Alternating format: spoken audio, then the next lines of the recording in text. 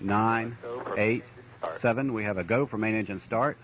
4, 3, 2, 1, and liftoff.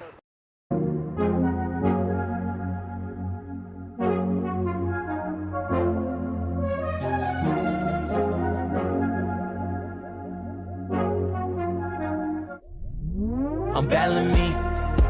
I've been searching for some peace, want the negativity gone, yeah. I'm battling me. I've been working all on me, know I got the rinse repeat, oh yeah. I'm battling me. Yeah, nobody else, only myself. Battling me, battling me, battling me, yeah. Nobody else, only myself. Put on your phone, get in the zone. Do not disturb, leave me alone. Working on me, I'm picking a bone. Please do not text, I'm not at home. Screenshots, I'm hitting delete. When you been silent, don't need no receipts. My daddy was just a little reverend. Maybe that mean that I should go preach. I did not know him, but that do not mean the apple don't fall too far from the tree. Sometimes your blood ain't really your family. Wanting to suck on you just like a leech. Just like a leech. I was dinner with shadow and town, just like a peach. I'm battling me. I've been searching for some peace, want the negativity gone, yeah. I'm battling me. I've been working all on me, know I got the rinse repeat, oh yeah. I'm battling me. Yeah. Nobody else, only myself. Battling me, battling me, battling me, yeah. Nobody else, only myself. I do not want no friend. I see the fight through the lens. Lie to me and they pretend. Got me on 10, just like I'm Ben. Battling a bunch of sin. Losing, but I'm about to win. About to hop up on the fence. I'm jumping in, baby. I f***ed up from the neck down. I don't wanna be a letdown. You know that I'm on the way now. Swear that I just wanna win. Screaming with all of my wind. I'm battling me. I've been searching for some peace. Want the negativity gone, yeah. I'm battling me. I've been working all on me. Know I got the rinse repeat, oh yeah. I'm battling me. Yeah. Nobody else, only myself. Battling me, battling me, battling me, yeah. Nobody else, only myself. Stop comparing yourself to everybody. Comparison is the thief of joy. If you gonna battle somebody, battle yourself. You feel me? Yo. Do the right thing, Yeah.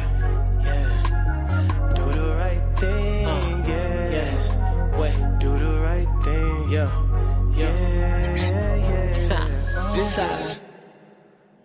What is up, SFL Nation? Welcome back to SFL Nights with AJ Stryker. Thank you so much for joining me today or tonight or whenever you decide to hit that play button or turn on that radio dial. I really appreciate it, y'all. I want to say, first of all, that song that we just heard from Dear Silas, Battling Me, when I heard it, I had to have it on this show because when you are dealing with depression and anxiety, you are battling yourself.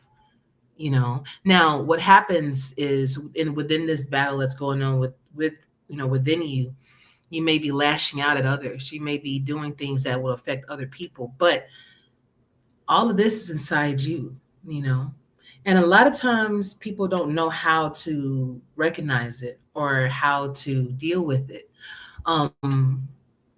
Especially men, they feel like they can't talk about what's going on with them. They can't talk about their personal feelings or their personal issues with things. Where women, we're free flowing about it.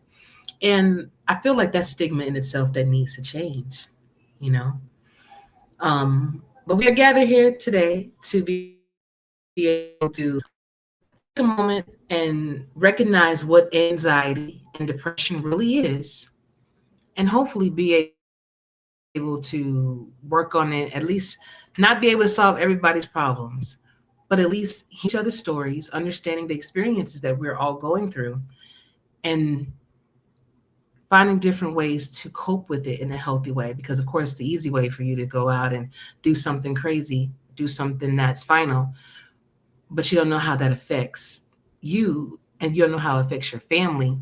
And then just by simply saying something, it could help you. So I want to welcome to the stage Mr. Robert Henson Jr., one of my first guests that signed up for the show this evening. Now, keep in mind, we're all from the SFL for those that are not, that are from on the radio, and that may not be privy to what the Simulation Football League is. It is our, basically, our safe haven in a lot of ways. But this is a place where we all go play esports. We're all on teams. Some of us are owners or coaches, but we have these little one-off shows sometimes just to kind of bring the community together. And Robert was one of the people that said, I wanted to be a part of this. So thank you so much, Robert. How are you doing? I'm okay. This is going to be an interesting show for me. I wasn't sure if I was going to be able to do it tonight because I'm currently dealing with a topic right now. So tonight's going to be an interesting show for me. Yes, sir. Well, you know what? We're going to do our best to work through it together. All right, love? Yes, ma'am. All right, then. Next up, I have Mr. Jesse Long joining us this evening. What's going on, Jesse? Hello. Everything is so good, despite an event that happened in my life as well. Everything is well. Like you said, you are your own worst enemy in a lot of ways, and we'll be talking about that here. But everything is just so good, and sometimes, like you really have to learn to appreciate the present, and when the present is good. The seas are calm right now. I'm going to enjoy that, and we're going to get together as a community and talk about it some more. So I'm really excited to be here. Thank you. I appreciate you. And you're rookie too, right? Yeah. Hey. Yeah, you're one rookie. Yeah, me and Sean Williams, my big bro. Yeah, out in Philadelphia, man. Perfect. I feel for him sometimes because he hits the line of scrimmage and someone 330 pounds hits him right back. And I mean, it makes my job a little easier. Next up, welcome in Mr. Yeah, Jacob here joining us this evening. Jacob, all the way from Australia, has been a member of the league for a very long time. He has been a very, very vital part of the community as far as how versed he is, how well he helps out with everything. I mean, from doing articles to being coach, owner, doing everything, man. Welcome. Appreciate the warm introduction, Ashley. It was good to bring my show back yesterday and also to jump on this one. When I saw the first one, I didn't know it was sort of in your queue of things to talk about, but I was really excited. I'm glad that this community has opened this up as a topic to talk about it openly. Absolutely. And I especially, again, want to thank you for being, where you are at this moment, joining us here. So extra special. Thank you. Lastly, for now, I may have one more person joining if he can get in, which would be Bo Martin Jr., maybe. But I have Mr. Nate Brown with us this evening. Nate, over from Baltimore Vultures, checking in. What's going on with you, man? It's been a minute. What's up with you, Queen? How you doing today? I'm doing all right. How you fellas doing today? Doing good. Yeah, had to get some feelings off our chest, huh? Yeah, a little bit. Do what we can. Changed up a little bit. I like it. Yes, sir. I mean, you got to have it somewhere. I mean, and the thing is, we always say that this community is much more than just the esports that we all watch, the progressions that we put in, So I figure, why not show everybody what we do here that is priceless. We paying to be here, but this part right here is priceless. For sure. Thank you for inviting me. Hey, man, anytime. I think it'd be a good idea. I do want us to be able to share our personal experiences, whether you're dealing with anxiety or whether you're dealing with depression.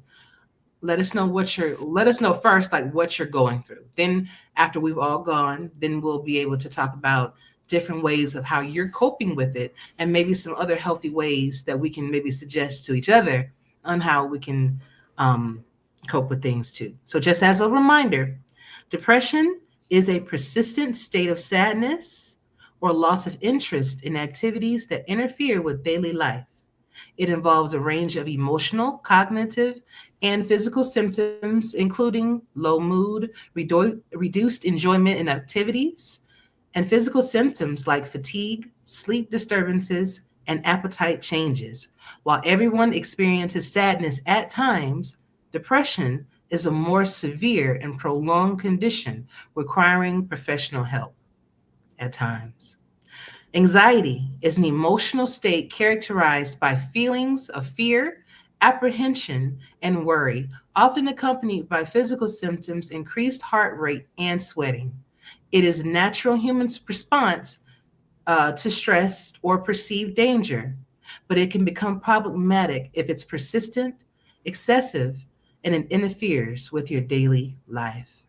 So, anxiety and depression are distinct conditions, though they can occur together. While anxiety is characterized by excessive worry, fear, and nervousness, depression involves persistent low mood, loss of interest, and other symptoms like fatigue and changes in appetite and sleep. So, um, I shared a little bit about what was going on with me. One of the things that I was, I'm actually better from, but it has its effects at times. Was almost losing my life and my child's life during childbirth. You know, dealing with the postpartum depression that comes with that because and the anxiety for feeling like either you're going to die or your child is going to die at some point. Um, whether they're getting enough because I was breastfeeding, so whether are they getting enough milk? Are you providing enough for them? Are you going to roll over on them in the middle of the night? Are you going to drop them? So it's all of that. Those were the kind of things, one of the things that I shared and that I was kind of dealing with. And it does bring your mood down. So I both basically have both the depression and anxiety. And it is a hard funk to try to get out of alone. But I want to start off with you. Who wants to go first? I'm gonna ask. I'll volunteer. Go ahead. Oh, do you want me to go ahead? Absolutely. Yeah. Absolutely great. So, well, let me clear my throat. Okay, there. There we go. I wish I had the track backed up. You mentioned anxiety, and I suddenly realized it as I was listening to you share. What gives everyone anxiety is unique to themselves. What gives you anxiety is unique to you, and your form of anxiety is unique to you. What may not create anxiety for you may create anxiety for somebody else. Now, for me, my anxiety always came from needing to have opportunity, not a usury of people, but needing to have opportunity because everybody I saw liked me. And if they had an opportunity, they'd connect me with it. And I had to be perfect, and you just can't do that. Like even if you run for president, like half the country's not going to think you should have the job. That's just how things work. And if you, in trying to just please everybody all the time, it just led to me being just neglecting myself and how I was feeling. But some people don't care how people think at all, but they may have something else that gives them an anxiety. So it's important to battle the anxiety within because, as Ashley mentioned, like you are your own worst enemy. Markiplier, the popular YouTuber, made a really good analogy or observation about bullies. Is that there's two kinds of bullies that we deal with. And that's the people that bully us and us bullying ourselves. And while the first bully is a lot harder to manage because it could be your boss and you have to keep going to work, which leads to depression, which we're going to all talk about because we're all there, right? We all got to get up, go to jobs, go to work, right? Pay the bills. And, and those bullies are a lot harder to navigate. But the tougher bully to deal with is us bullying ourselves. And if something caused you pain, like let's say you're holding a stone, like I got my little shameless plug here. I got my little Texans mini helmet, right? Love my Texans ever since day one. So if I'm holding this and suddenly it becomes 10,000 degrees, I just drop it, right? Because that hurts. But when we create pain within ourselves of anxiety or depression, it's still 10,000 degrees, but we don't drop it. And whenever you hear people say like, oh, you just got to let that go, right? You just got to let that go. You got to stop worrying about it. It sounds so simple, but it's kind of what you have to do. But you have a right to respect that it's hard to do.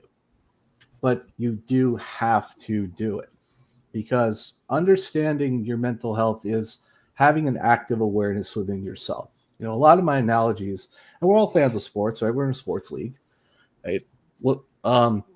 Most of my analogies in life come from sports. And I often think of Michael Jordan when I think of active awareness, mindfulness.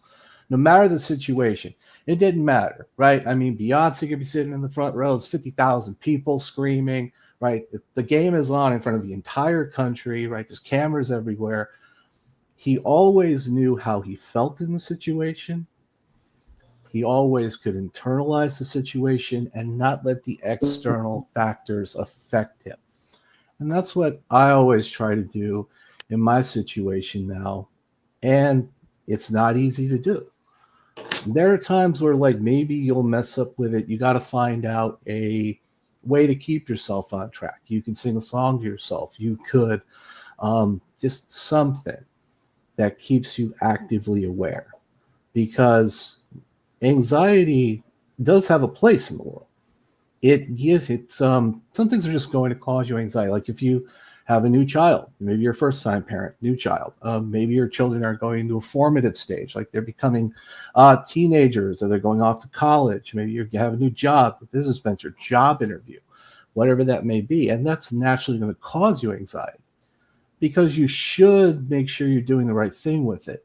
But the problem with us as humans is we can project, 10, 100, 1,000, 10, 100,000 moves into the future of the chessboard that is life. And we're psyching ourselves up for something that's probably not going to happen. I can tell you for years, I would just always think that when I got back to work, I was going to have somebody say, why'd you miss work? Why'd you call it sick? And it just didn't happen. So for me, trying to live in the present with anxiety, that's really helpful. And we'll talk more about anxiety before I give my, 2 cents, or in the case, $2. I could talk forever about anything. But before we talk more about depression. So. Sure. Yeah. Now, I'm going to go with Jacob on this. Jacob, you want to talk about your thoughts on depression and anxiety? Plenty, actually. I think it's important to give a bit of context here as to what I bring. I certainly have challenges, as does everyone else. But the last 6 months of my life has been spent working in mental health. Now, that's not to say that I'm a psychologist by any means, but more specifically, I currently work in volunteer experience and training with the Mental Health Crisis Hotline, the national one here in Australia.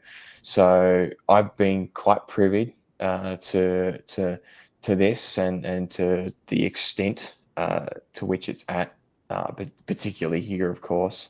But yeah, I just wanted to piggyback what Jesse said, and I think I'll probably do that across the course of the show, is just sort of add to what other people are saying, because I don't necessarily bring like extensive struggles to this panel, because I'm lucky enough that I haven't had too rough a journey through mental health to date. But we do a lot of safety planning in what we do, more so in the crisis support side of things, we do a lot of safety planning for people. And one of the things that we always make note of on those plans is what causes you to feel the symptoms that you experience. And of course, anxiety is obviously a top one there in that department. And we always make note of what we kind of use the word triggers quite loosely, but what sets that anxiety off in people is always worth noting, because it means that we can actively work with that individual to try and prevent that in the first place. And it's about sort of creating measures to essentially help people to navigate that before it comes up. So that was a really good point, because it's an important part of being proactive about your mental health, is understanding what causes it to bring itself out and rear its ugly head in the first place is understanding that cause. So just wanted to mention that was a really good point. Okay. Oh, also, and before we continue on that, your name, Jacob? Yeah. Did I get it right? Yeah. Okay, cool. Great, perfect. So, and that's another great point that Jacob made. No matter what profession you work with, especially you work in something where you work with people that are under a lot of stress, or where you work with the general public, is that it's job burnout. I mean, there's been skeleton crews in every line of work. I mean, there's non-existent training. Managers don't have time to train anybody. Managers have hiring freezes. They can't hire anybody. I have times where I work in a paint department of a Home Depot, a very busy one. I mean, every Home Depot is busy, but ours is especially so. And sometimes I would have times where I would get there on a Saturday. I would be told that everybody called out and I'd be by myself. And then you got to take care of all these other departments. Like when people grab you at Home Depot, you're an expert, right? You stand next to the light bulbs, you're an electrician, right? That's just how the Home Depot's marketed. And, the job burnout is another part that's leading to our depression. And like my depression with job burnout when I first started living on my own and doing my thing as a grown-up is that, you can't just put your apron on the counter and say, you know what, I'm going to go do something else. Because you say to yourself, you know what, I'm so depressed, I'm going to find something. I'm just going to quit my job. I'll the angel on your shoulder saying, just quit your job. It'll take 2 weeks. Just save your money. You'll be fine. You deserve it. And the devil on your shoulder is like, oh, listen to this guy.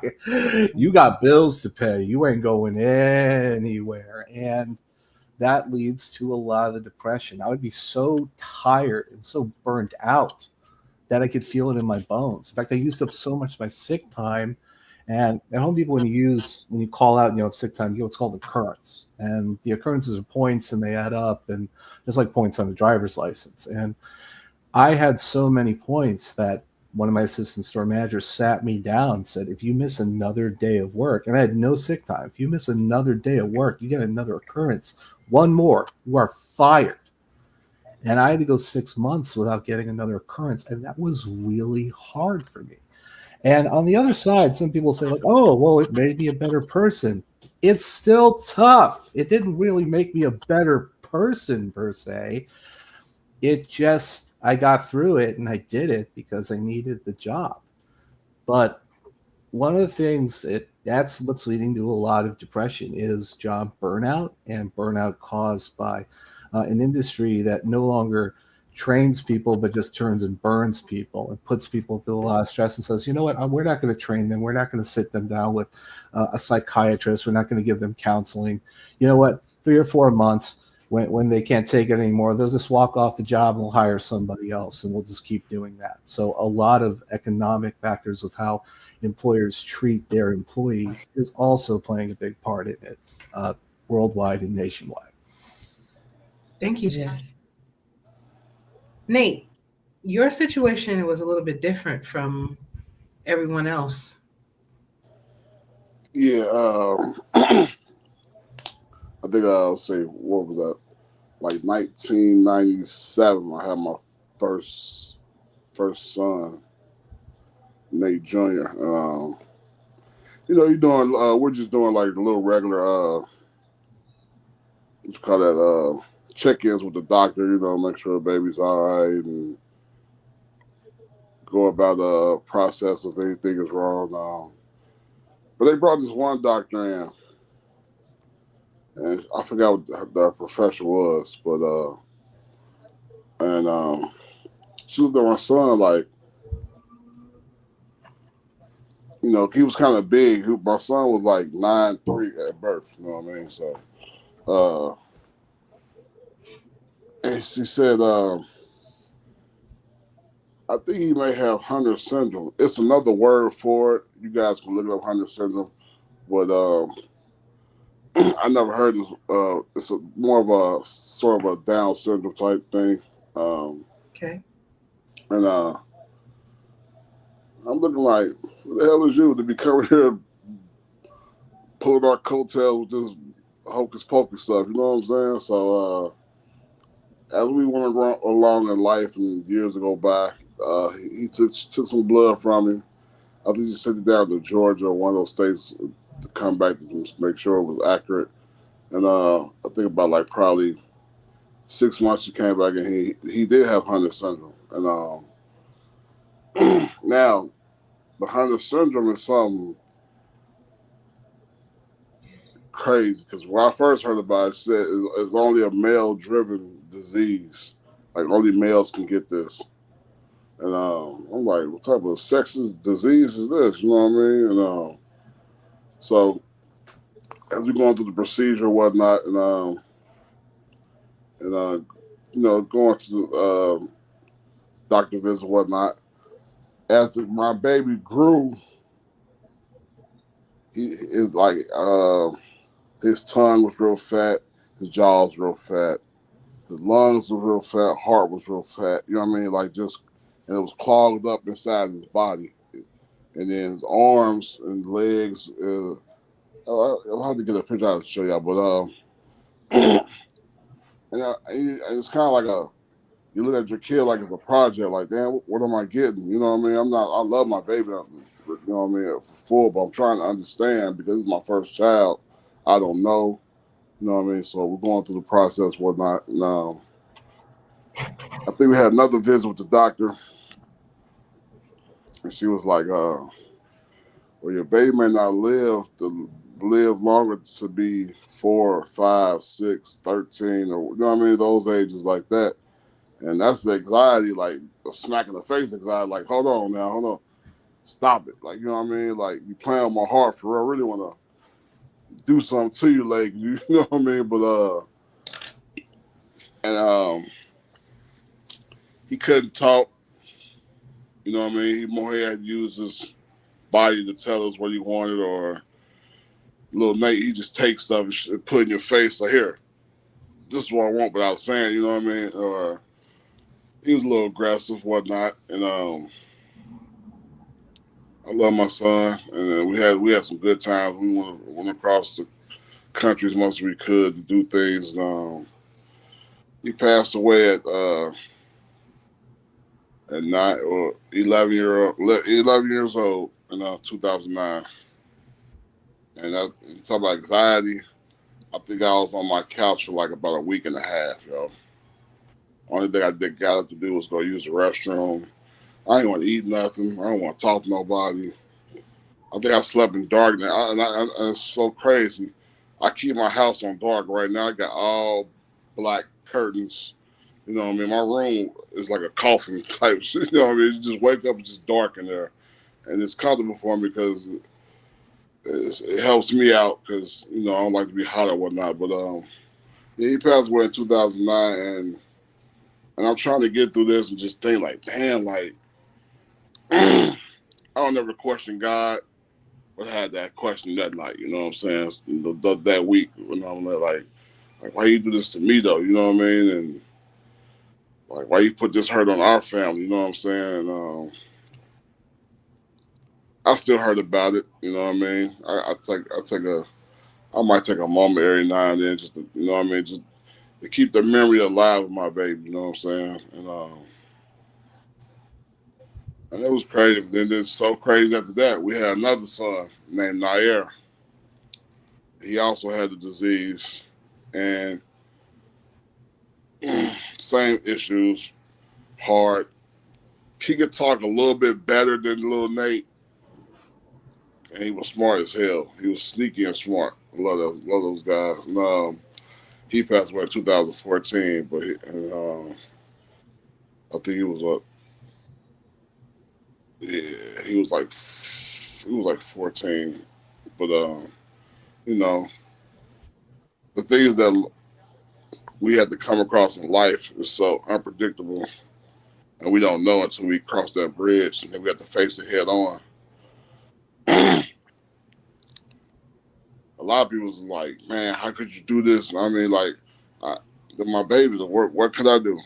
I wasn't gonna run. I wasn't gonna leave. I wasn't gonna put my baby mother or my family on the low. I got to stand up tall, just like they stand up tall with me. So it was a crucial time. Like I said, I love my babies. I always think about them. And yeah, matter of fact, May 25th was Nair's birthday, and little Nate's birthday was December 21st. I don't even think I even told my team about this stuff because I just try to. That's one thing that I love the SFL. It's another atmosphere with other people that you can talk to, and we're all about this football thing. And I love football. That's probably like my number one baby right there too. So, and I think y'all just wanted to listen. Thank y'all for listening to what I had to say because I thought I should get a counseling or something. You know what I mean? But I don't want to. I think I'm stronger than that. Like AJ said, men carry the weight like bags on our back. We just got to get through it. You know what I mean? And I just want to thank God for letting me express myself, though. Appreciate it. If I may, before I move on to Robert, and I do see both, I see you in the back. I'm gonna bring you up in a second. If I may, I know that guys often feel like you have to be the strong ones, because you are the strong ones, the stronger ones. But it hurts my feelings personally, and I know this is just what society has done.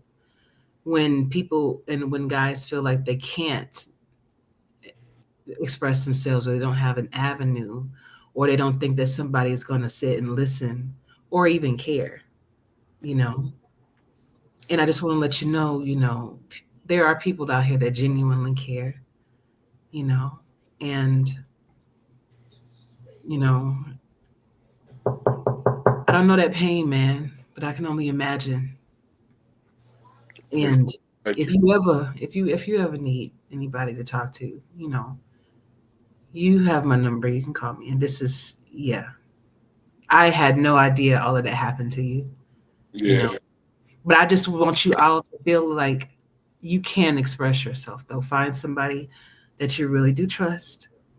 And you do need to open up, because that is a part of the healing process, is to talk about it, be able to express it, and then you'd be able to at least heal. That's not something that you will ever be able to heal completely from, I would imagine, but it'll get a little bit more tolerable, and it helps to get therapy. Like, I got therapy. I had to, with the stuff that I went through. So I don't want you to think that it is a sign of weakness to get counseling or to get therapy, even if you just go one time and just get everything that you wanted to say off your chest at that one moment.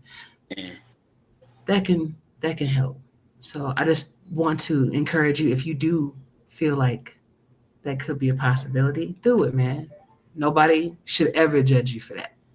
No, facts. I just thank y'all for listening, though. Like I said, Absolutely. I carried that weight for years, and I don't need to talk to my friends about it because they don't understand. You know what I mean? It's kind of hard to talk to people that don't have the capability to understand that I'm on a way different level than y'all. Like, my kids need all my help. You know what I mean? Like other kids, I used to try to tell. I just told my one friend the other day, like, it wasn't a hateful jealousy. It's a jealousy that, like, my kids didn't get to do what y'all kids get to do. You know what I'm saying? Like, I I can't go outside and throw the ball at my son. You know what I mean? Because sometimes, like, as the age they was getting older, their bodies were like kind of like breaking down. You know what I'm saying? They both before they passed, they both was bed rest. You know what I'm saying? So, and it's kind of hard just to keep going in their room and I just looking at them and we just staring at each other. And, you know what I mean? Like it's a crazy situation, man. I wouldn't wish this on the worst enemy I've had in my life. You know what I mean? Like for real. That like just like that, like for real. Thank you for sharing, Nate. I appreciate you. I appreciate it. Thank you. Robert, what about you, brother? Well, before I start, Nate, as a father, I'll pray for you, my man. I appreciate I couldn't imagine. Well, as I said at the start, this will be an interesting show for me because I'm going through this right now. I have not, we're all being honest, we're all being open. I've been dealing with this my whole life. A lot of it's been a lot of downs. And I didn't have the easiest childhood. I dealt with something that's even harder for men to talk about as a sexual assault victim when I was little. That's not something that's easy, but I told Portia that I would be honest. So dealing with this has been a constant in my life. This is all I've ever known, is the down. And I just assumed that this is what life was. I'd be happy for a minute, things would go okay in my life, and I would be constantly waiting for the other shoe to drop. And oftentimes it did, mostly through my own actions causing that shoe to drop, but I didn't know any better. Being happy never felt right. Cost me relationships, cost me jobs, cost me this, cost me that. But it's something that, unless you're going through it, you just can't understand. Like you it's like everybody has said here, people look at you and go, well, dude, you're a guy, get over it, man up. When you're in your heart, you know that you've tried every bad thing you could try to make this better, and I've done it all. You don't know what it's like to come home, to be in a group of people and be alone. Like you can be surrounded by your friends, your family, even the league, and you're alone. And you really feel alone.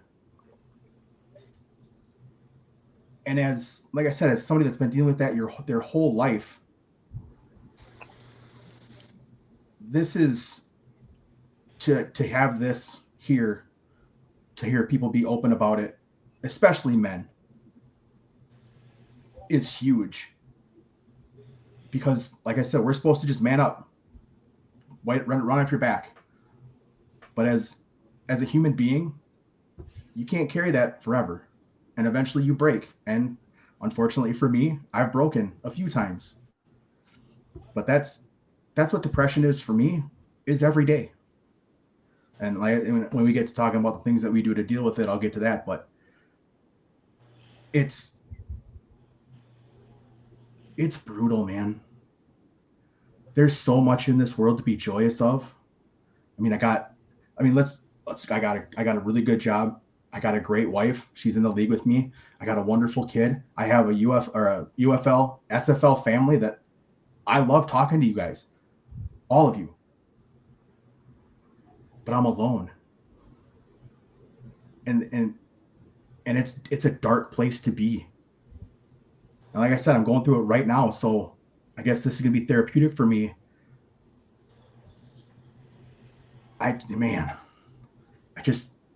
There's not words to describe how the next person you're looking at is dealing with this, and how deep their depression goes, and how you can't get up in the morning.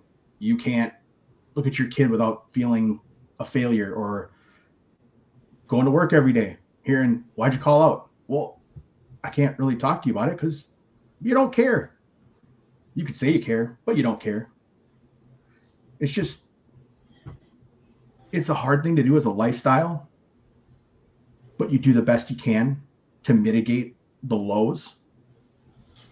And that's, man, I don't have much to say about it, but because it's just what it is for me. And I'm sure 100 million other people that you just don't understand that depression and anxiety for people is okay. It happens every once in a while. That's for a lot of people. For me, it's every day, and it sucks. Yeah. Keep your head up, man. Just keep your head. I appreciate that. I'm going to bring up Bo Martin, but I was wondering, Jacob, before I bring him up, did you have anything that you can maybe share from your experience as far as like from what you do dealing with these situations? Do you have any maybe words of comfort or maybe another way of viewing the situation? Yeah, I don't know if I would say it's different, but look, obviously it's fantastic. We've got three people here today who are very willing to talk about their feelings because it seems like a common theme that we all understand that there's a bit of a matter about males talking about their mental health. It is something that we're still trying to break down, and I think that's part of what I enjoy about what I do is that I am a bit of a minority in the sense that I'm one of a select minority males who work in this particular industry. But I appreciate Nate sharing his story. That's huge, and obviously something that's quite significant to have to go through, and that does, I'm sure, take a lot of strength away from you. I'd encourage you to think about potentially taking a step towards getting some support because the golden rule is always that you can't support others if you can't support yourself. And if you need to support others, then someone needs to support you. And it's not something that, unfortunately, us males have set up this whole idea that we need to be stronger than we uh, can sort of project on the outside than we are inside, and it's set up by us, and then therefore it's our responsibility to try and break that down. That's why I love what we're doing here at the moment is trying to encourage each other to do that. But hopefully we've got someone listening that's going to get that message as well. So it's not necessarily a case where you need to just keep going and put your head down and keep going. Trust me, I think we've all gotten that mindset before that needs to be the course of action. It's just viewing it from the perspective of like, hey, we've got a role. We've got a role in life that we need to play, and it's very likely that we've got people who rely on us. Therefore, we need to rely on someone in our own respect to ensure that it balances the equation. It's as simple as that at times. So it's just about that encouragement of going. It's not a sign of weaknesses. That was the wording that you guys have used, so we'll go with that. But it's just about creating balance in your life, that it's not tipping too far one way. And the theme that I picked up between both Jesse and I think Henson to a certain extent is employment, and it's a huge one because we found that there are two different classifications of employment that we feel cause the most issues amongst mental health. It's low dynamic environments, so just mundane tasks over and over and over again that doesn't change. It's the same structure every single time, low interaction, that sort of thing. Anything like that, that's a source of issue. And then, of course, you've got high pressure and low reward environments. So instances where there's heap of pressure on an individual, that's my employment gets thrown into that category because unfortunately it's quite constant. But I've had the benefit that, and it's partially because of the sector I'm in, but I've got a counsellor who I can go to within the workforce that can sort of give me a bit of guidance. What we've found is that it's something that needs to be considered more when companies are looking at what they spend money on, because it seems like it's very common that people are experiencing these issues in the workforce. And unfortunately, managers just aren't equipped to deal with that sort of thing, whether or not they don't have the skills or just the overall personal skills as well, to be able to actually have those conversations with employees. It's not something that many people are able to manage, and so unfortunately, the byproduct is we have a lot of people, as evidenced by what we've heard so far on this show, that do struggle when they get home from work because they're not having that sort of, they're either not in a rewarding space where they enjoy what they do, or they're not getting that support while they are at work to ensure that they can do their role in such a way that it doesn't have a negative effect. So to I guess summarize, yes, it's a huge issue. I think we need more male representation in the mental health space, because I think that's what, there's a byproduct there, that if there are more males who are actually advocating for this from the inside, then it, in theory, more males will actually go in and actually seek that support, I think, because it's, that's just how I feel it might work. But it's also just something to think about. If you really do think that you need that help, and you in turn are helping others, which most of us are to a certain extent, whether it's family, friends, you name it, we've all got someone that we're responsible for to some extent. It's something to think about. If you don't have someone who you feel you can turn to, those resources and those supports are available.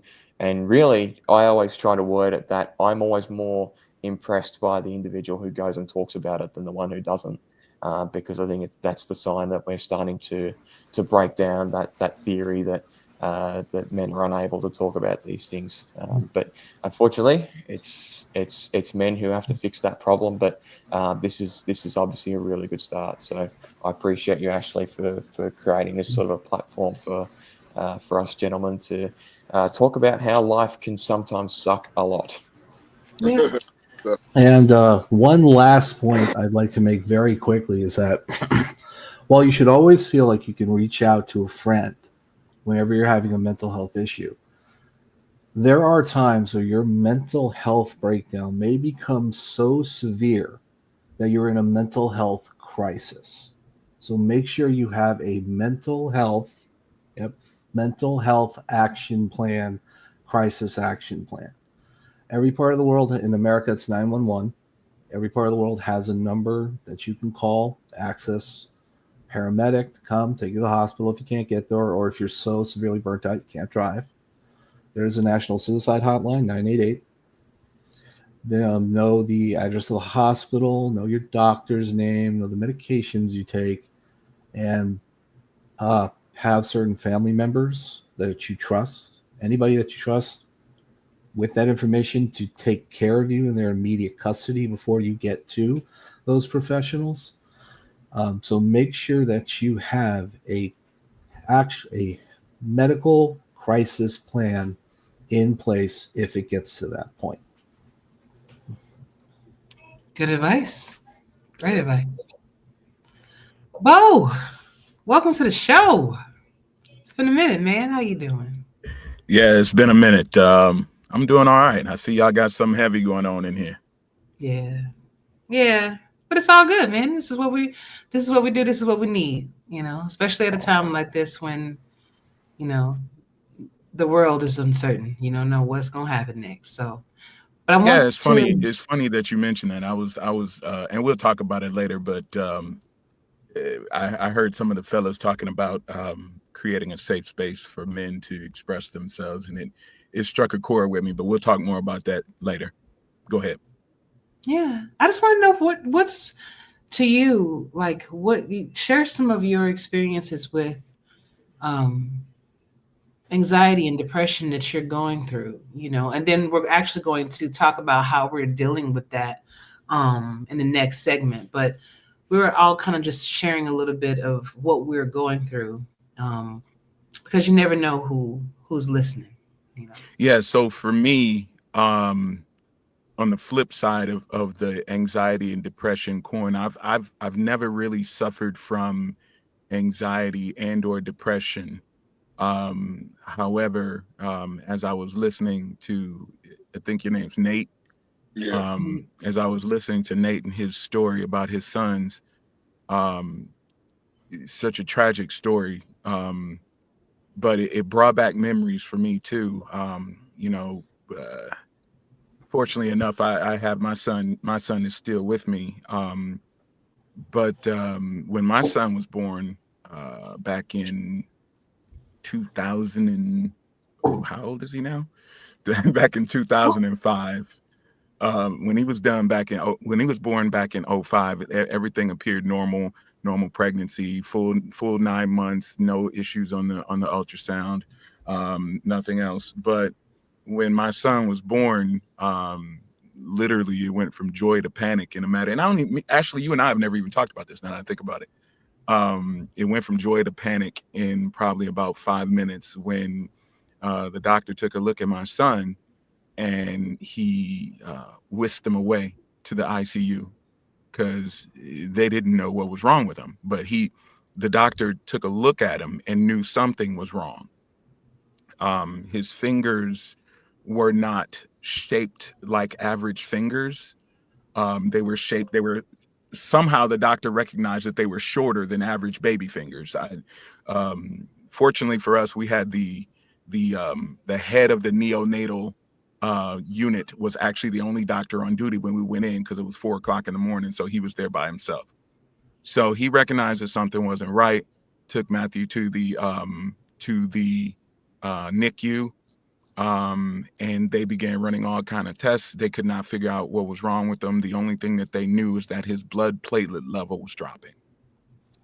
His blood platelet level continued to drop. It got to the point where they were afraid of blood, what do they call it? Blood clots forming in his head or things of that sort. Blood was bleeding. They were afraid the blood was going to bleed into his head.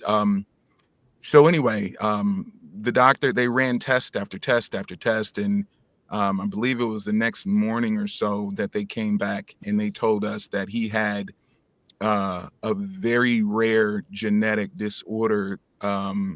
Technically, that's so rare that it doesn't really even have a name.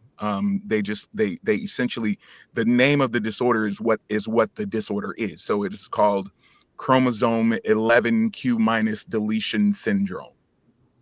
Wow. And so, I think they said that there were literally only maybe 200 or maybe it was 2,000, but in the entire world, it was either 200 or 2,000. So I know it's not a lot of people who suffer from the disease. So, or the disorder. So they literally, like, the doctor was a neonatal unit. He had been there for 25 years and he had never heard of it. And so they actually wanted to use Matthew as a case study. They didn't know what his prognosis was. They didn't know if he would live through the night. They didn't know if, they didn't know what would happen. So try to fast forward through some of this. It was, Matthew was in the hospital for weeks. It was a horrible touch and go. Every day they had to monitor his blood level and see if blood was bleeding into his brain. And his blood platelets were not aggregating correctly, which is apparently also a condition of the disorder. So as they prepared us to go home, after a couple of weeks of him being in the hospital, they had no idea of his prognosis. They couldn't tell us anything because when you looked at the spectrum of children with that disorder, some of them were able to go to school and, perhaps get somewhat of an education. And then there were others who were, who didn't live very long at all because they were in such bad shape. So we really didn't know what to expect. So we just went home with Matthew, and his blood platelet level had to be constantly monitored. Some of the children who have chromosome 11q minus disorder, they can't eat. They have to be fed with a tube. They're deaf. They're blind. Some of them are all of those things together. So Matthew is actually somewhere in the middle. He is hard of hearing. He does wear hearing aids. He is developmentally delayed.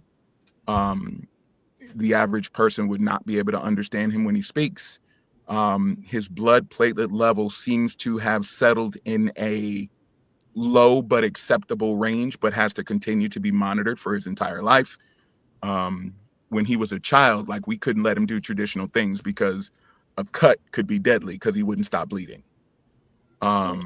So we dealt with that. So anyway, that was a stressful time for me, and I don't want to focus on that, because I say all that to say, to some degree, Nate, I know what you feel about your children. Like I said, my son is still here. He's upstairs right now. But when you mention things about like doing certain things with your kids or things of that sort, it can be tough. It can be tough because you don't, and similar, like you said, your son was a junior. Well, my son, he's the third. So, so for us who are passing that on to our kids, one of the things that we struggle with is recognizing that that's the end of our line. And knowing that there won't be a carry on of that family name. So I had to come to grips with that, because Matthew will never have children, because he's not mentally capable of doing that. Like I said, he'll be 20 in August. But I say all that to say that in our quest to deal with these things, it's very important that we have a support system. Because Nate, you mentioned something concerning to me that I want to address, because it's an old school way of thinking, and I understand because me and you are probably about the same age. It's an old school way of thinking to think that a man has to carry everything. He doesn't. And I say all that to say because we're strong, right? We're strong. I used to lift weights a lot, so I'm still pretty strong even at my old age. But the problem with carrying things is that you don't know when it's too heavy until either one, you drop it, or two, it crushes you. So you don't know when something's too heavy to carry. So you can't say that it makes you a man to be able to carry heavy things, because you can say, well, I'm a man because I can carry the heavy load, but wouldn't a smarter man have someone to help him carry this load? Wouldn't a manlier man understand that it is important for him to be there for the rest of his family, for those who are still involved? Wouldn't that cause him to understand that this load needs to be spread out among others so that it's not so heavy to carry? That's the response. See, a man's job isn't just to carry the heavy things. It's maybe your job to carry the heaviest things. My wife is very athletic, and so she, I count on her for a lot of things. We were moving a couch one day, or I needed to move a couch from the truck to the house. I was going to call up one of my guys, and she's like, no, I can help you. And I'm like, okay, well, look, if you want to try, so she picked up the couch, right? And she's got the couch up, and I'm like, man, she picked this couch up. She's holding her half, right? So then I pick my end up, and I'm like, all right, let's go. And I start walking. Then all of a sudden, she's like, whoa, whoa, whoa, whoa, whoa, whoa, whoa, whoa, whoa, whoa, whoa, whoa, whoa. I got to put it down. I got to put it down. And that's when I realized we were both shouldering a burden, right?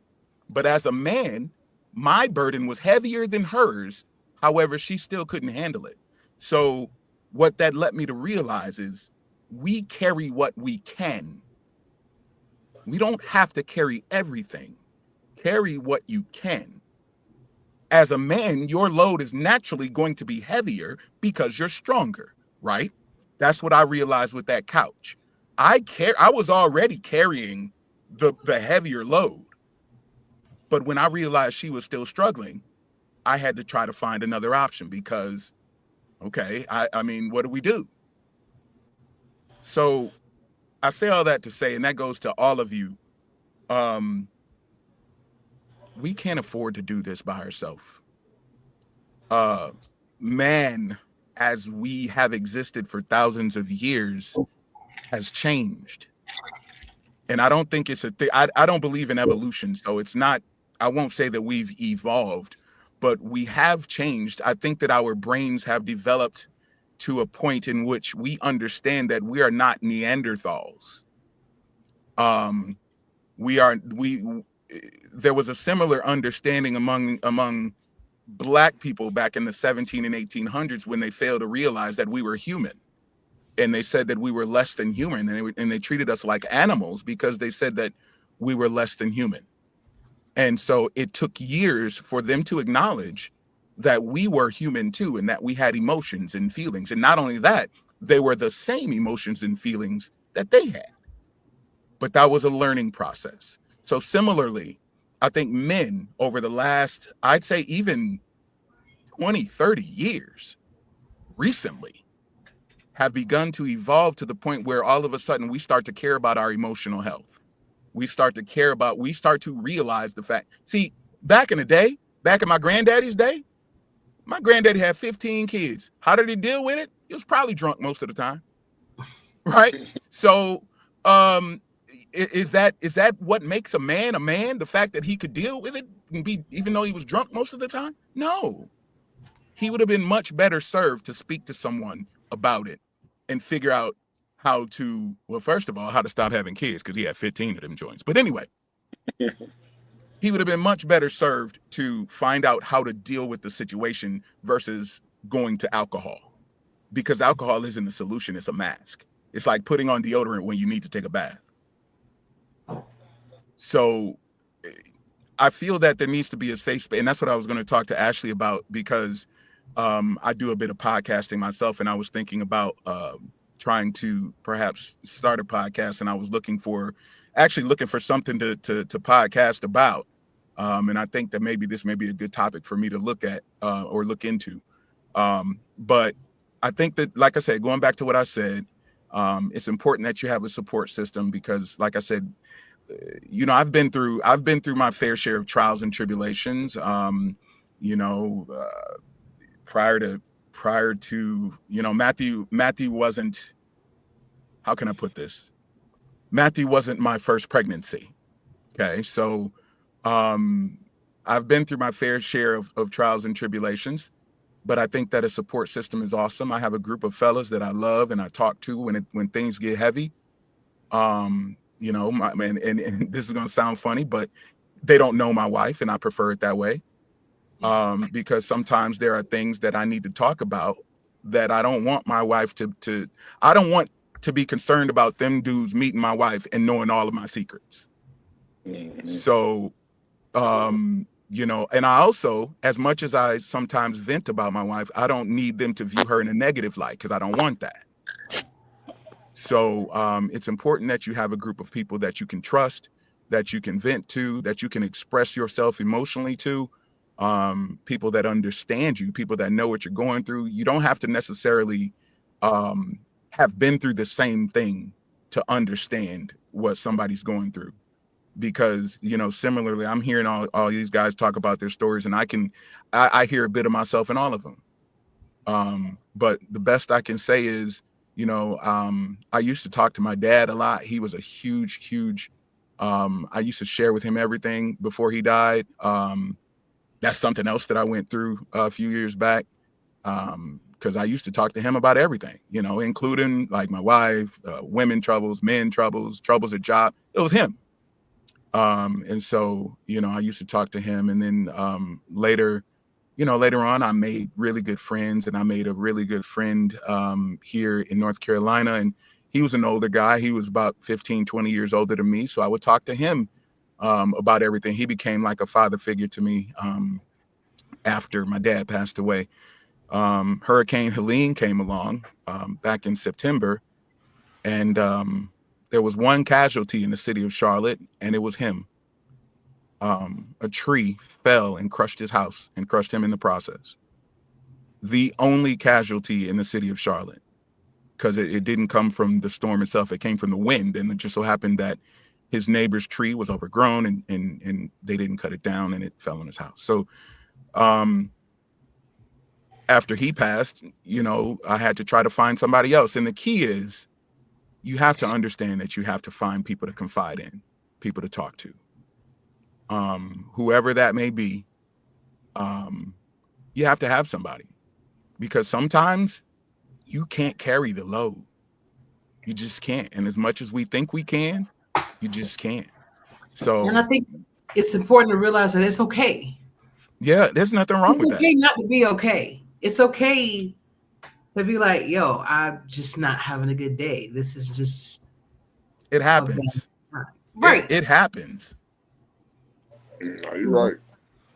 Yeah, And and to if it touch gets on also, yeah. So no, to I was touch just on what gonna he say if it said, gets to the no, point where you need professional help, then you need professional help. It is what it is. I remember I was caring for somebody, I was taking care of somebody, and I was at his bedside, and he couldn't control his bladder, right? And he's all embarrassed. I'm like, dude, I don't give a crap about that. No pun intended. But the point is, you do what you can, and anybody who's really there for you isn't going to care. If you need help, you need help. What's important is that you get the help you need. So whatever level of help that you need, that's what's important. Because at the end of the day, somebody loves you, somebody needs you, and somebody would be very sad if you were not around. That's right. and also a really great point about addiction is that there's a lot of what's called functioning addiction in society, which is where people who are addicts, whether it's alcohol, drugs, gambling, whatever that may be, think, oh, well, I'm holding down a job. I pay my mortgage. My kids are fed. My alcohol, my drugs, my gambling, that's not a problem. It's still an addiction and it's still a mask. So A coping mechanism, which we're getting ready to coping, talk bad about. cope. Yeah. This is exactly Bad what cope. we'll talk about. Healthy ways to cope with the various things that we go through on a daily basis. And sometimes when it's those fleeting moments when you have that quiet time to yourself and that image or whatever just pops into your mind, you got to be able to cope with that, you know? So actually, Jacob, I'm gonna start with you first in your, you know, with your profession. Um, what would you feel would be some healthy coping mechanisms or healthy ways to cope with these anxiety and the depression that we feel, and even maybe be able to help it, just relieve it altogether? This comes back to distractions, right, and positive ones at that. And I often find that things that have sort of an end reward or some sort of progress in it, things that really help me. I'm quite a creative person, so my default's always music. But for a lot of people in this league, it's the league.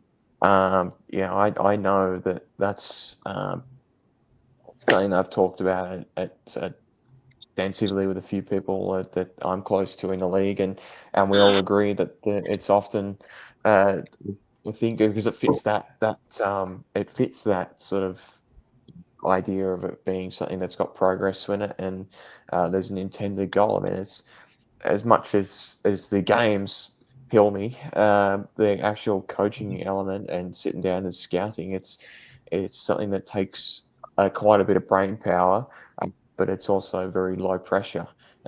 So it's a good distraction. So I encourage anyone who is looking for something like that, ask your SFL team if they need a scout, because trust me, that's something that I have always found to be a good distraction. But I mean, really, it comes down to something that you enjoy doing, that doesn't require any effort.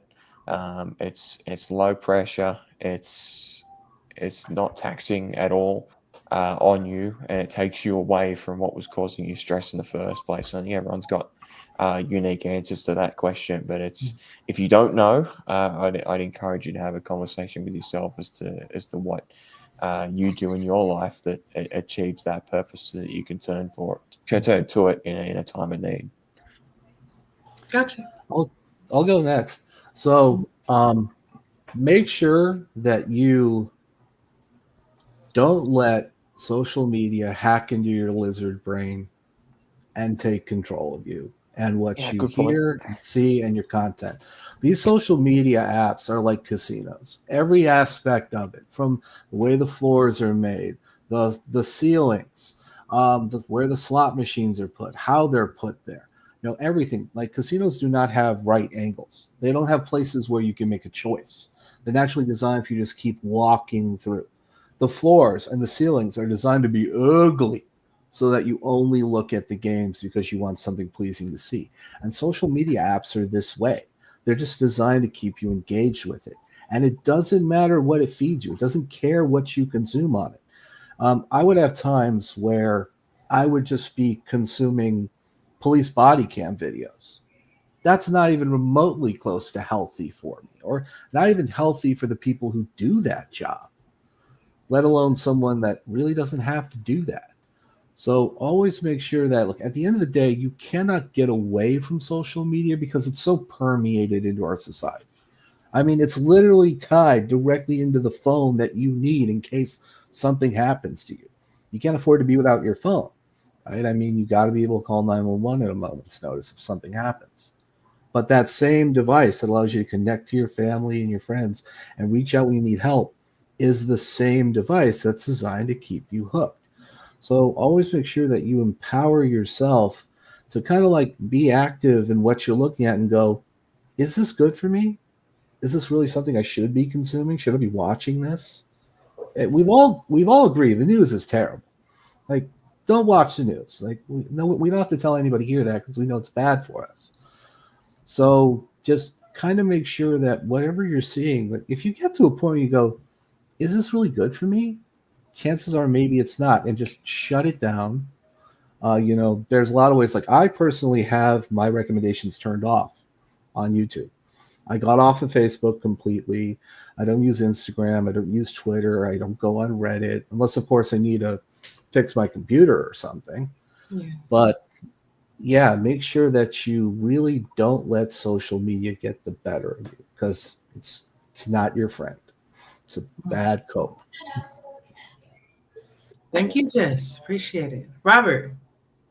You want healthy or non-healthy? Well, you can, if you, whatever you feel is on your heart to say, because you can talk about the unhealthy choices that you could do, but of course that's going to have detrimental outcomes. So you'd want to choose the more healthy option so that you can still be around, Like I said, I've tried it all. Anything that I could figure out to mask this thing and bring me up a little bit, I've tried it. Anybody, eventually when I get to a convention, you'll see them. I got scars everywhere. It's not fun to admit, but hey, we got that. Yeah. Ice cubes help a lot because it's one of those things that is a trigger for me and it's something you just can't do. Ice cubes give me the same sensation, but without the pain. So that's one of the healthy things for me. The league, obviously, as Jacob said, he's out of his mind. Scouting is not fun, not easy. I worked for Axel. That's not fun at all. And BJ. Let me be honest with that right now. But no, that's probably why it's not fun. It's fun for me, but that's probably why it's not fun because if you were in Sin City, you'd probably be having holler at me later. We'll talk about it. No, I'm committed, but they'd kill me otherwise. But obviously the league. I was worried about the league to start because I have an addictive personality. So once I get into something, I dive in head first. I have thousands of dollars into Warhammer figures because I thought that'd be okay because I started painting. Board games, same thing. I understand that. Yeah. I play Magic the Gathering and I'm quite good at it. So that's something that stuck because it makes my brain work. You play D&D? Yes, ma'am. Those are the things that help me keep my brain working. Video games help a lot, but that can be sometimes too much. I have to have the thing that helps me the most is obviously Portia. Having a great support system in your wife or your partner, it makes it easy to go. I can't, as Bo was saying, you can't carry it by yourself. And as I meant to say, as men, because I'm 43, and I grew up not in the city. I grew up in the country. So farm boys, there was no talking about nothing. It was you go to your work, you go on with your life. And it took Portia to help me go, because let's be honest, and I'm going to shout out to my wife real quick. She saved my life. Without Portia, I would still be doing everything that I shouldn't be doing. But coping now for me is her and our daughter, now they know before I do when I'm in trouble. And they will, hey, are you okay? Yep, I'm okay. No, you're not. Okay, how do we fix this? Okay, let's go take the dog for a walk. Something to get me going. Because if you sit there and stew in your own depression, your own thoughts,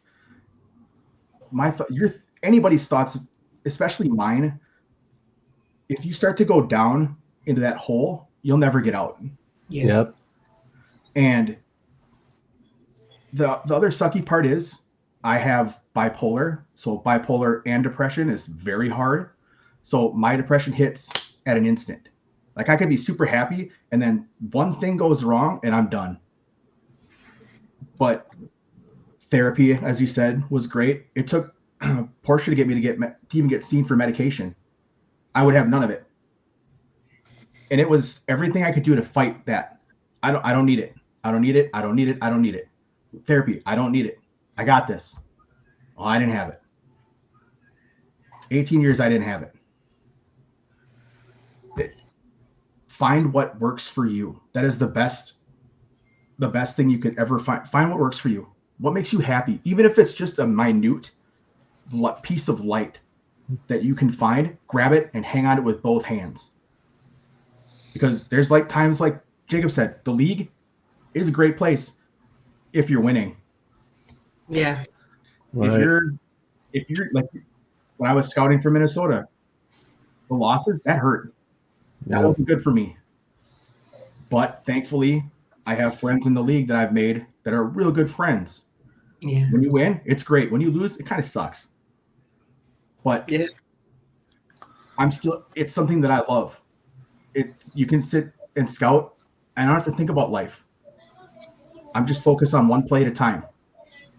And I guess that kind of metaphors into survival for me with bipolar depression. It's just one play at a time. I can't look forward. I can't look 6-7 plays down the road. I got to deal with this one play at a time. Yes, sir.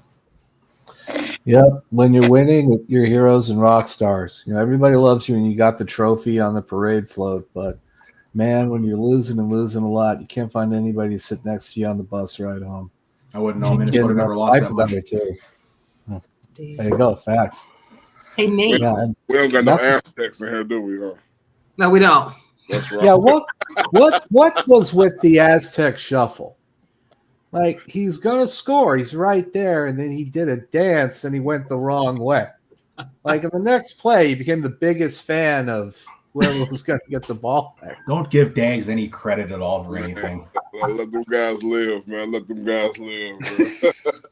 He definitely went the wrong way. But Nate, how are you coping, man? What ways are you coping with that? You know, when that and things like that. I just like helping people. You know what I mean? Yeah. That brings me up a little bit. You know what I mean? Any way I can help out or participate, or you know, if somebody want to talk to me, I'm all ears are open. You know what I mean? So, I don't. It's hard for me to give it back to somebody else, but I will listen to somebody else's situations and try to help them, because my thing is I don't think everybody understands the situation that I was put in. Like, you know what I mean? Like, because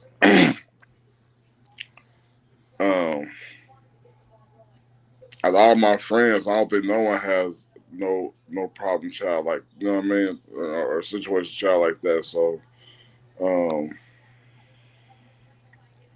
but I think it's best for me to, like you said, just move on, not move on, but don't forget nothing, but, you know, just still interact with people, you know what I mean, keep the conversation game still going and help out as much as I can, because, you know, you can't just sit by yourself and just, oh, woe is me, you know what I mean? So I figure I can get out here and just participate, you know, any way I can, you know, because like I'm 48 years old, about to be 49 in November. So um, learn to travel more and enjoy life. You know, take trips and just see what this other side is doing. That's different from Cincinnati. You know what I mean? So just trying to be a growner man than I was when I was 40 and 30 and 20 and all that. You know what I mean? Just keeping the spirit up and just, you know, like I said, and the funny thing I want to tell you this, my stepdaughter, she's a brother of my kids. Her sons have this disease. So that's probably one of my relays who I can talk to because she understands and she was there when the kids were born. So she has a great effect and she understands the tribulations that we had to go through to, you know, just to keep it pushing and make things work. So yeah, and I think she said they're having like a meeting in Denver in August. I might go. Okay. Just, you know what I mean, from a professional point of view, you know what I mean. So and get to meet other people who had the same situation that I was going through. So Right. you know, yeah, just open up and just learn and listen, Indeed. understand. Indeed. And it goes Eddie back said, to with Brian, what Bo mentioned was that Brian came from a community and was raised in a culture that as a man you carried everything. And what happened? It crushed him. So, like Bo said, never feel as a man that you have to carry everything. Share the load. Right. Eddie wanted to know if you were going to Baltimore, Nate. Say what? Are you going to Baltimore? I'm gonna try because I just got this job. So, yeah, it's on my list. I'm trying. If the room is an issue, Bo needs a roommate. So half the battle. You know what I'm saying? True that. I have to get my transition lenses first if I do go because all the Aztec championship rings, they're going to be all out on the fingers and the thumbs, and they're going to be waving their hands everywhere. And gross. It's going to be so bright in the room. Well, I got more than them, so. There you go. But get on my level, like Bill Russell. I got more than them, so. Like 6 rings, that's it. Well, that's Saran. That's Saran. Apparently, Bo won $336 million. So we trying to figure out why. Yeah, spread some of that load, man. Man, spread some of that. Listen, as I said, shoot, I will take $336 right now. I need whatever I can get. So man, I'll take $3.36. 336 million? Must be one of Eddie's inside sources. I mean, listen, unless he's talking about the new contract that Bo Martin Jr. signed with Sin City for like the 7-year, $336 million deal. Maybe that's what he's talking about. I don't know, but I think that's in a crypto coin. It's only actually 42 cents. Yeah, I swear Eddie's just making up stuff, man. You gotta watch Eddie. Half of it's true. You don't know which half it is. Or maybe that's the offer to come back to come back to AZ. Holla at your boy. 336. Stop it. Right. I don't know where to go. We could get that from. Listen. Look, hey, that with 336 million, I might be able to buy 3 points of speed. And get Depends that much. On how the training camp plays out. But let me stop. My bad, Cam. You're stupid. Bo, before we end things, I wanted to know what are some of your healthy coping mechanisms or any healthy coping mechanisms that you can probably suggest for other people? So first and foremost, I already mentioned the support system. And I would be remiss if I didn't mention prayer. I'm not going to go all into details, about how you pray or what you pray, or because that's kind of personal and probably for another show at another time.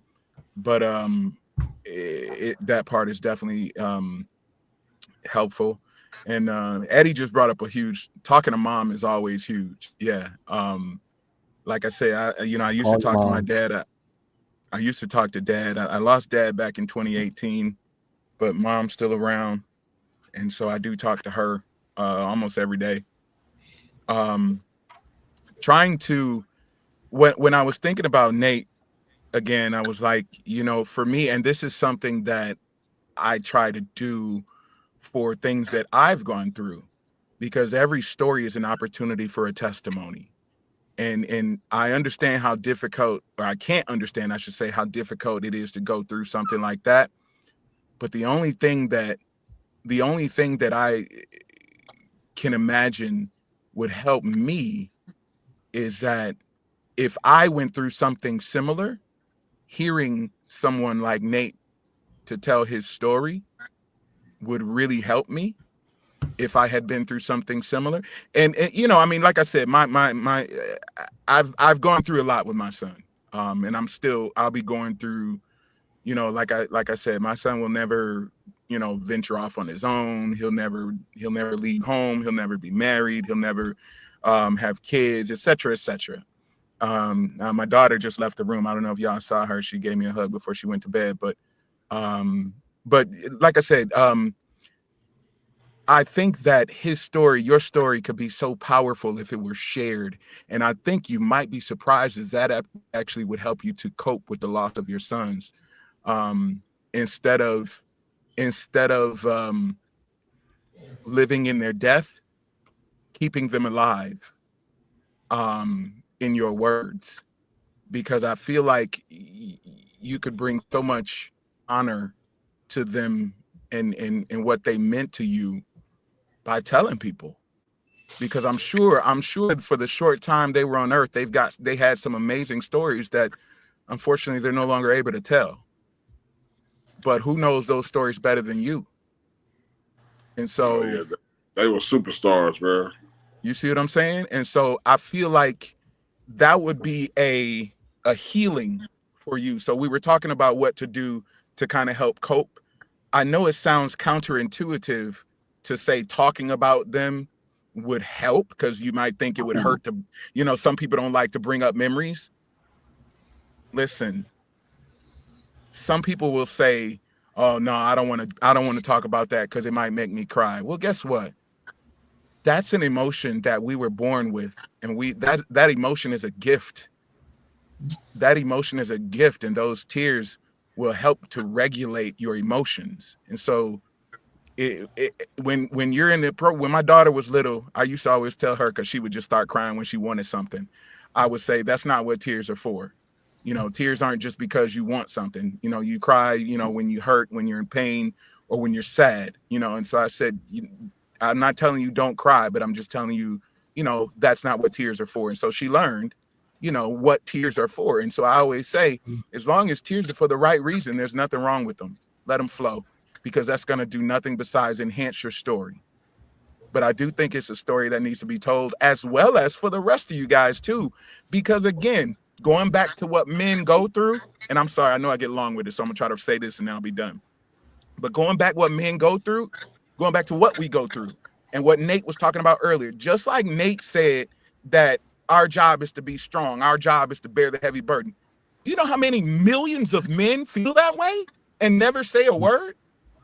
You know how many millions of men right now are trying to figure out what they're going to do because they don't feel like they have anybody that they can talk to.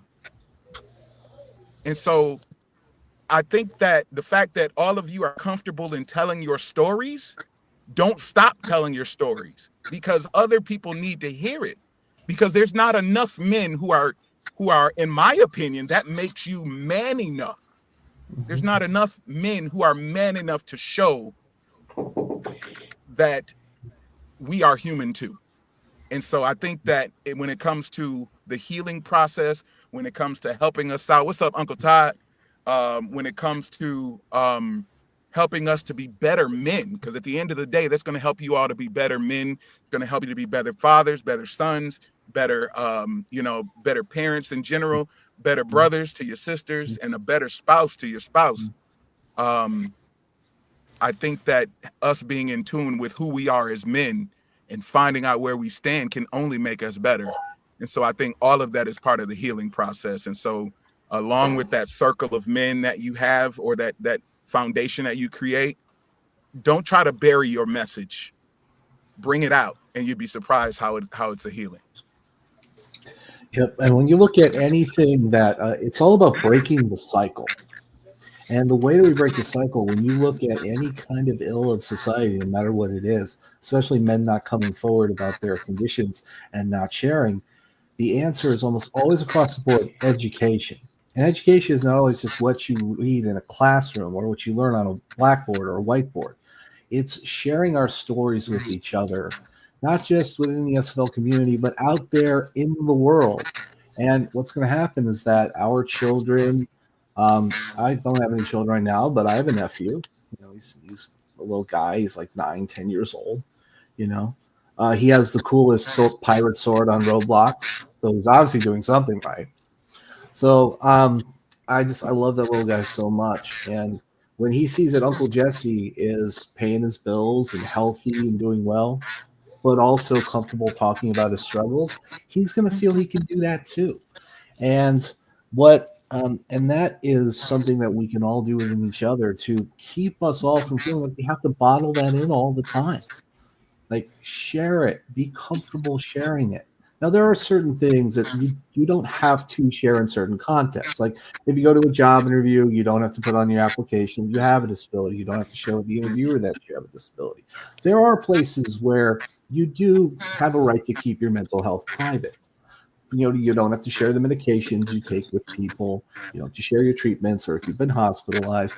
But, however you're feeling, be okay with sharing that, because there's other people out there that may be afraid of sharing it. And when they see you do it, they're going to be okay with doing it too. Sorry, Ash. Indeed. Sorry, Ash. Go ahead.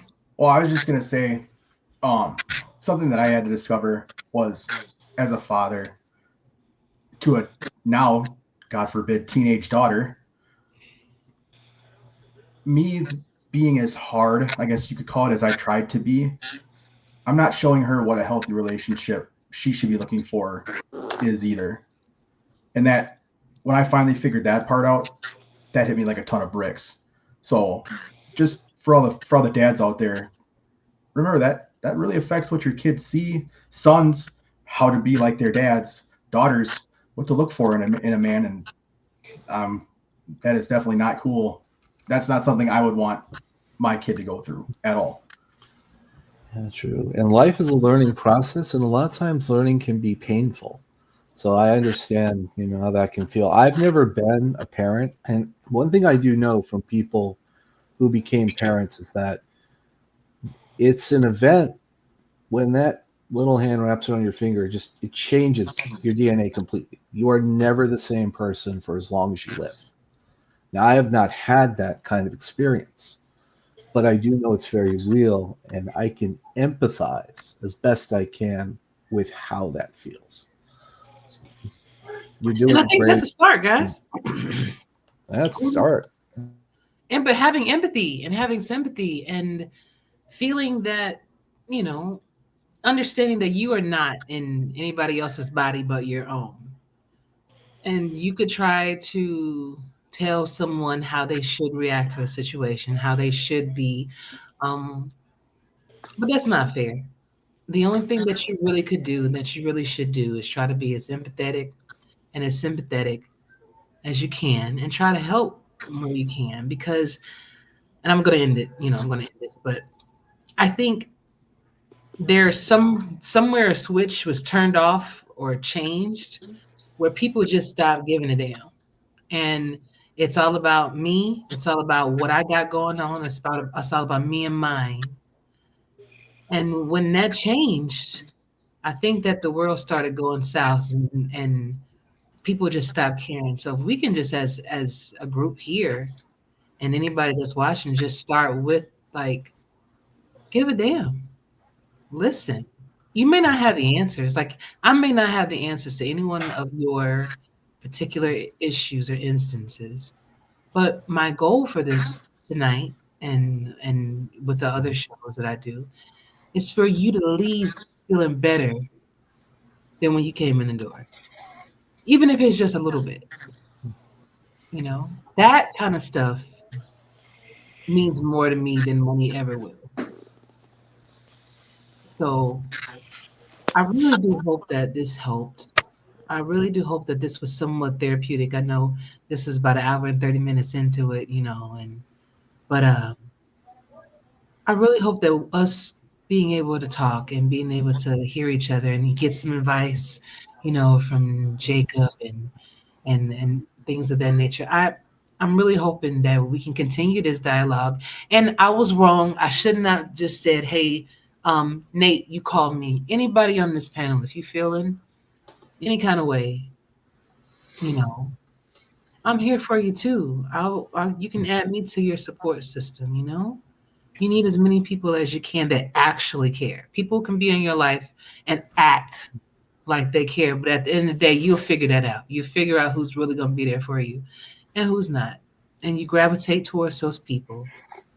And just know that I think, like what Bo said, with prayer, if, you know, if you're spiritual, if you're religious, definitely prayer and asking for closure, that definitely helps. Um, but a lot of times we're like a snow globe. You have like this beautiful little thing inside, right? But we're always shaking, we're always moving. The snow is everything is always everywhere. And sometimes it just takes you just to settle down, be still for a minute, and things will come to you. Ideas will come to you. Peace will come to you. You'll be able to just kind of think clearly when you just stop moving. Another good another good example of that was Bruce Lee. I forget. I want to say it's Into the Dragon, when he has fought all these enemies and they trap him in this room and he can't get out. Like he's searching, he's looking for a way out. And when he finds that there's nothing he can do, he puts his nunchucks around his neck and he just sits there, Yeah, conserving energy. the dragon. You're right. That scene meant a lot to me, even to this day, because sometimes that's what you just need to do. When you feel like there's no way out, the walls closing in, this stuff is just too much. Just be still. And this community is incredible. It really is. It's easy for something like the SFL to easily become a club.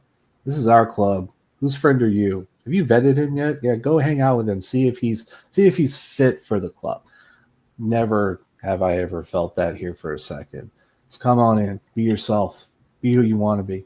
You know, I look at the convention videos and in the photos, I just see people who just love each other and don't care about the petty differences that separate all of us.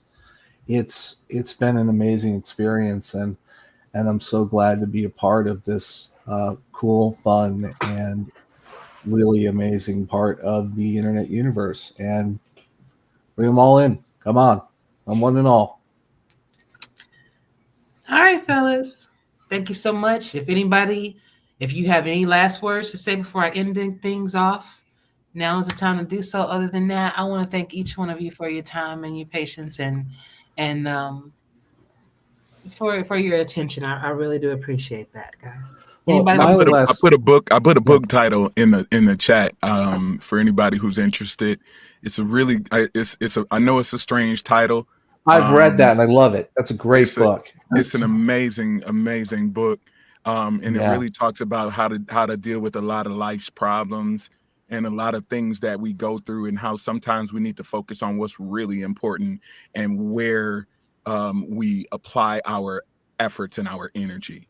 So I think it's it's very entertaining. I listen to the audiobook because I'm not much of a reader, so I listen to it on audio. But if you haven't read it, it's very entertaining, and it's also very helpful.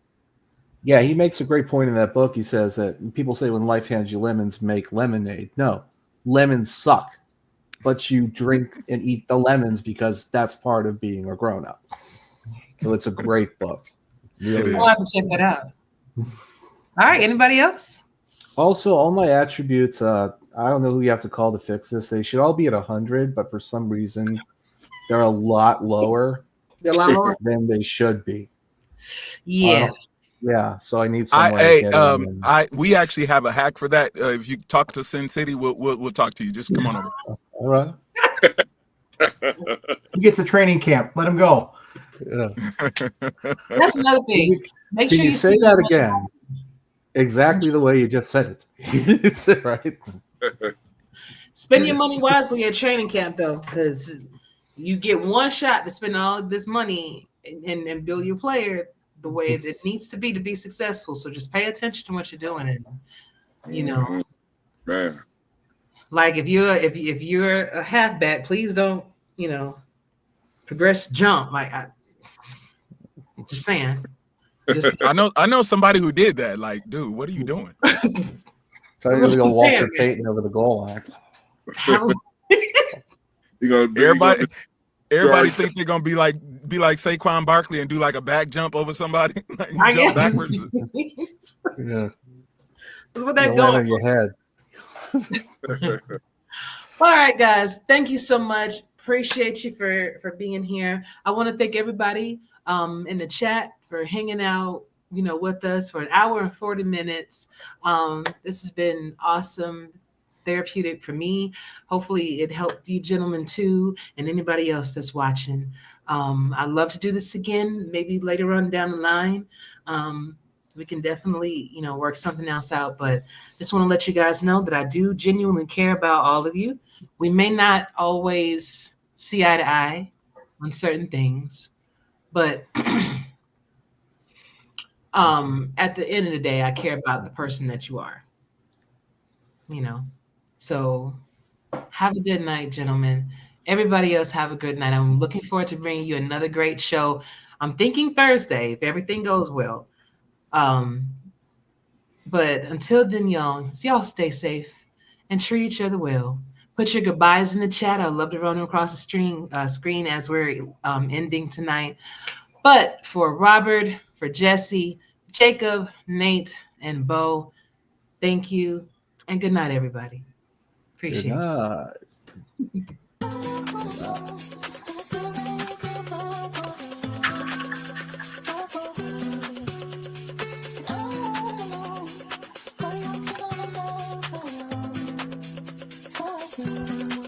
I'm scared to leave you, but I know I need to.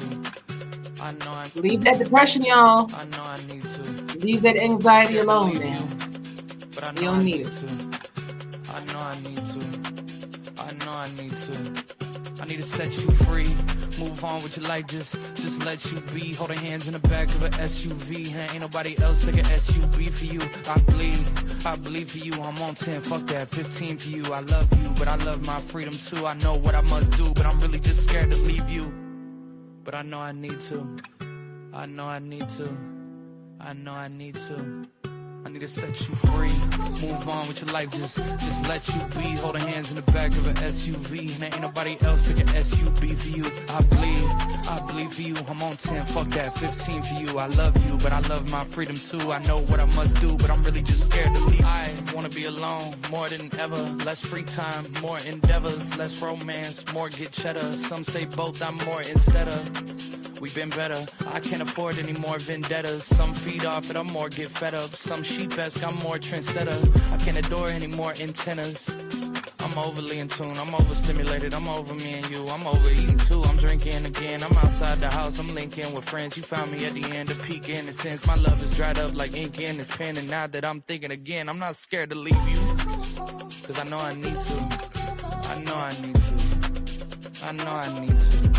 I'm not scared to leave you, cause I know I need to. I know I need to. I know I need to. I need to set you free.